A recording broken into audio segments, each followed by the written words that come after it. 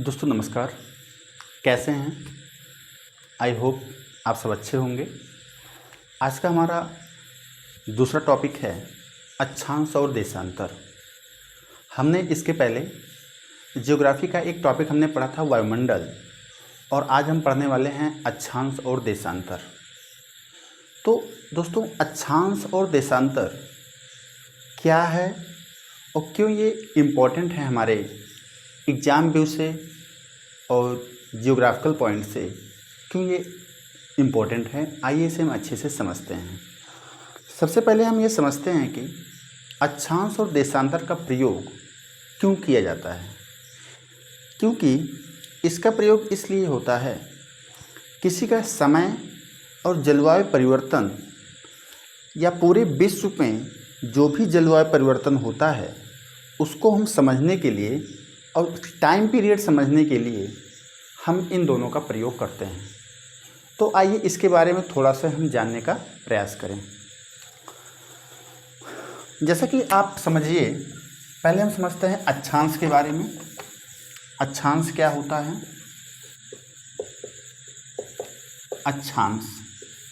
अक्षांश वृत्त कहा जाता है, रेखा भी हम बोल सकते हैं। अक्षांश वृत्त ज़्यादा सुटेबल है। अब इससे पहले अक्षांश के बारे में समझते होता क्या है। देखिए, पहली चीज़ तो ऐसी कोई रेखा, ऐसी कोई वृत्त,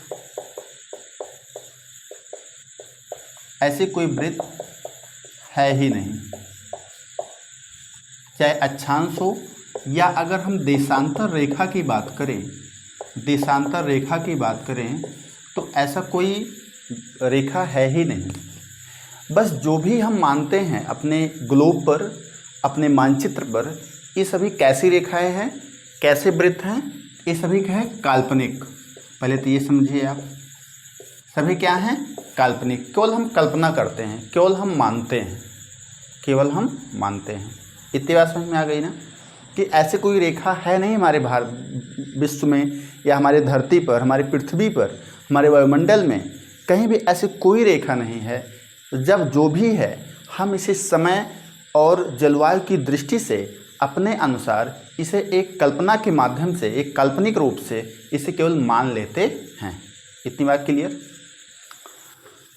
अब अक्षांश होता क्या है? जैसे मान लो ये हमारी पूरी पृथ्वी है, ये हमारी पूरी पृथ्वी है।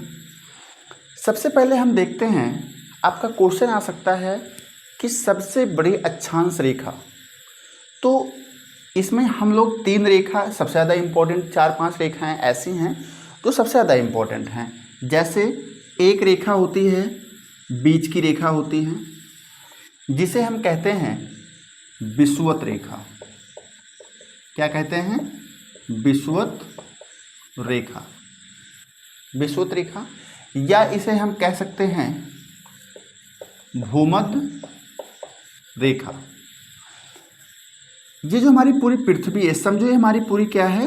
पृथ्वी है। इस पृथ्वी को एक ऐसे काल्पनिक रेखा जो पूरी पृथ्वी को 2 भागों में डिवाइड करती है। डिवाइड मतलब बांटती है। पूरी पृथ्वी को 2 भाग में डिवाइड किया। डिवाइड करने के बाद ये ऊपर वाला जो पार्ट है, इस पार्ट को हम बोलेंगे उत्तरी गोलार्ध। क्या बोलेंगे हम? उत्तरी गोलार्ध। और नीचे वाले पार्ट को हम बोलेंगे दक्षिणी गोलार्ध। तो अगर हमसे कोई पूछे कि हमारी पृथ्वी को कौन सी रेखा 2 भागों में बांटती है, तो आप कह सकते हैं विषुवत रेखा या भूमध्य रेखा। भूमध्य क्यों कहते हैं? क्योंकि भू मतलब पृथ्वी, मध्य मतलब बीच, ये दोनों के बीच में सबसे बड़ी रेखा। अभी आप देखेंगे कि अगर ऐसे जितनी भी रेखाएं हैं, ऐसे खींचते जाइए, ऐसे खींचते जाइए, ऐसे ऐसे ऐसे ऐसे ऐसे, जितनी भी रेखाएं बनेंगी सभी रेखाएं अक्षांश रेखाएं कहलाती हैं। इतनी बात समझ में आई? जिसमें से जो भी इम्पोर्टेंट है, और हमारा जो पृथ्वी है, पृथ्वी की ये ऊपरी साइड और यहाँ पर एक पोल है। क्या है? एक पोल है। पोल मतलब हम बोल सकते हैं ध्रुव है, तो इसे हम बोलते हैं उत्तरी ध्रुव, इसे बोलते हैं हम दक्षिणी ध्रुव। अब आप लोग देखेंगे कि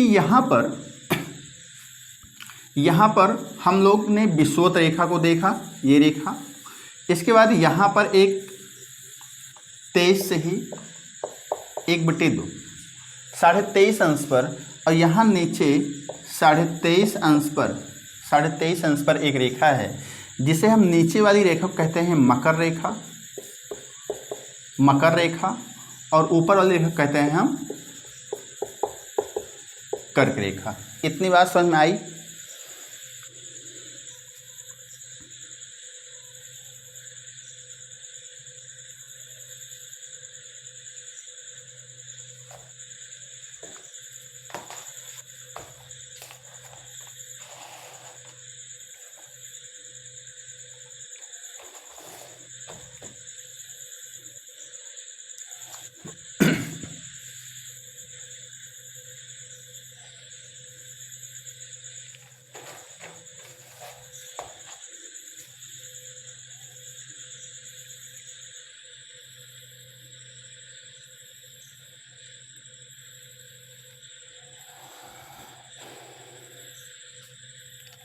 तो आइए दोस्तों, हम देखते हैं एक बार फिर से चीज़ों को फिर समझने का प्रयास करते हैं।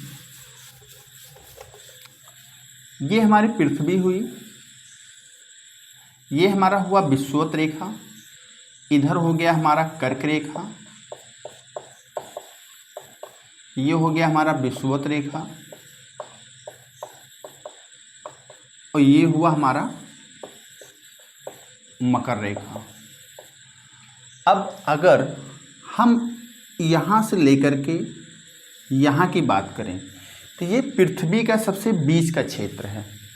यहाँ से लेकर के यहाँ तक पृथ्वी का सबसे बीच का क्षेत्र है। यहाँ पर सूर्य की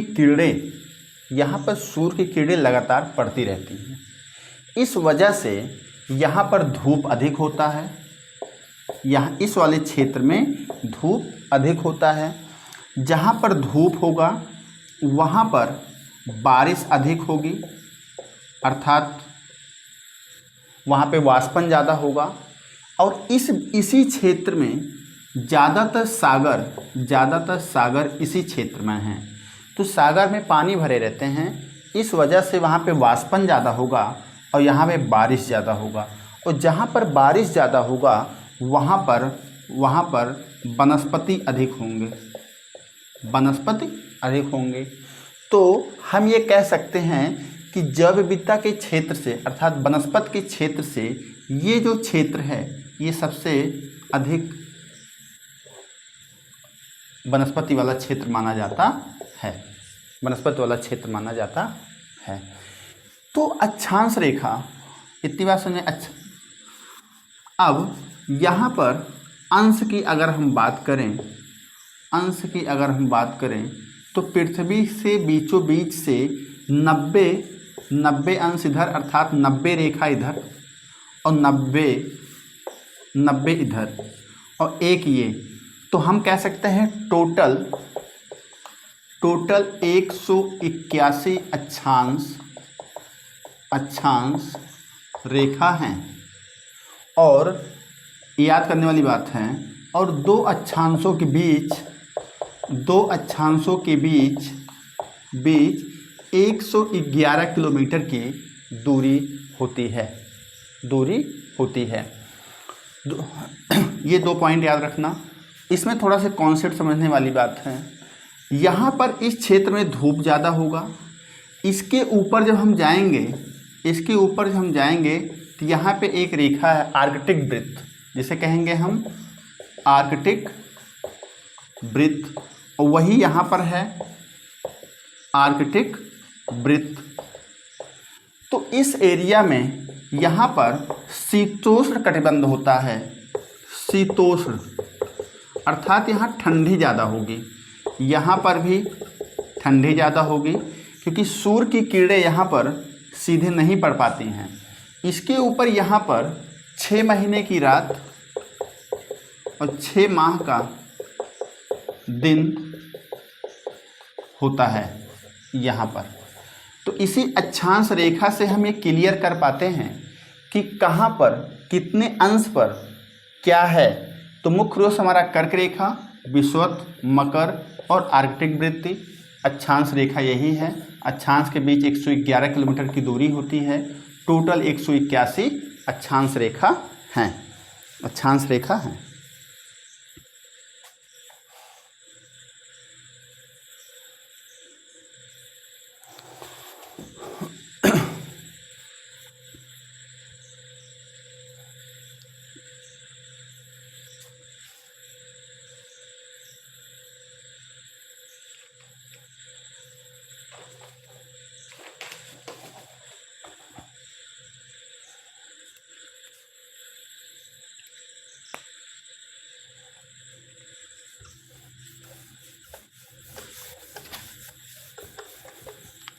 आइए हम समझते हैं देशांतर रेखा।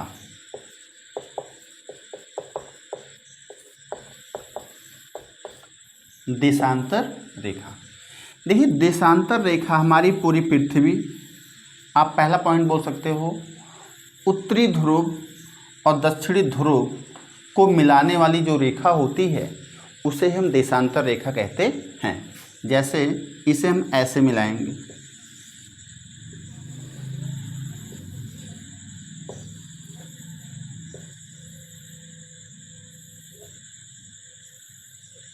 देशांतर रेखा। बहुत अच्छा नहीं बन पाया है, लेकिन आप समझने के लिए इनफ है। ये हमारा पोल हुआ, ये पोल हुआ उत्तरी ध्रुव, ये हुआ दक्षिणी ध्रुव,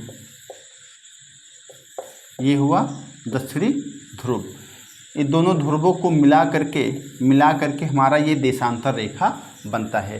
देखिए देशांतर रेखाओं का प्रयोग मुख्य रूप से हम समय ज्ञात करने के लिए करते हैं, दूरी ज्ञात करने के लिए करते हैं। जैसे अभी हम बोलें, अभी हम आपसे कहें कि अभी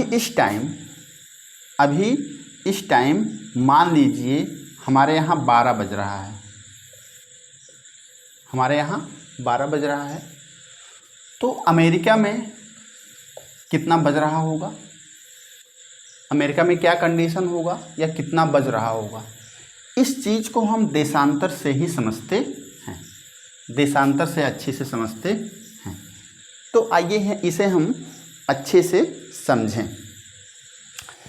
जैसे हम लोग अक्षांश रेखा को हम लोग ने समझा, ऐसे इसको भी, इसमें भी एक ऐसी रेखा है जो पूरी पृथ्वी को डिवाइड करती है, जो पूरी पृथ्वी को डिवाइड करती है, जिसे 0 अंश पर रखा गया है, 0 अंश पर रखा गया है, जो कि ये 0 अंश का है। मान लेते हैं ये पूरी पृथ्वी है, पृथ्वी का ये 0 अंश है। ये जिस रास्ते से गुजरा है, यहाँ पर यह इंग्लैंड के ग्रीनविच से गुजरा हुआ है, ग्रीनविच, इंग्लैंड के ग्रीनविच से नामक स्थान से ये गुजरा हुआ है। यहीं से हम इधर जब भी जाएंगे तो हम प्लस में गिनते हैं, और इधर से जब हम इधर अंश जितना जाएंगे हम माइनस में गिनते हैं। अभी समझ में आएगा थोड़ी देर में कैसे करते हैं इसको। माइनस में, इधर से इधर जाएंगे तो माइनस में, और इधर से आगे जाएंगे तो हम प्लस में जाएंगे, इधर से आगे जाएंगे तो हम प्लस में जाएंगे। आइए देखते हैं कैसे। हमारी जो पृथ्वी है ये पूरा 360 अंश घूमती है। कितना घूमती है? 360 अंश कितने देर में घूमती है? 24 घंटे में घूमती है।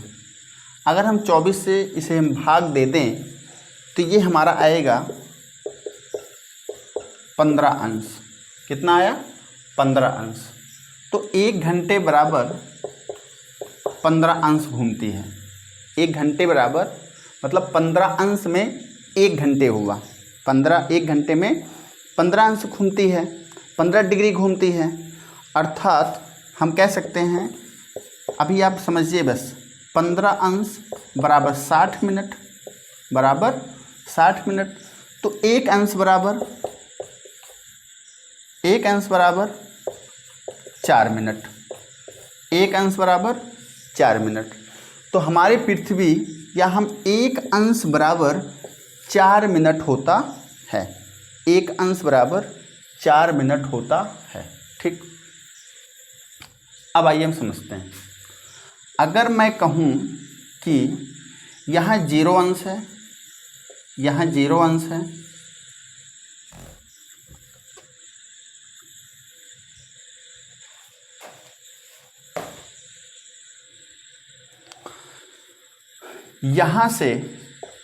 यहाँ से अगर कोई व्यक्ति, यहाँ से कोई व्यक्ति मान लीजिए 20 अंश पूरब गया है।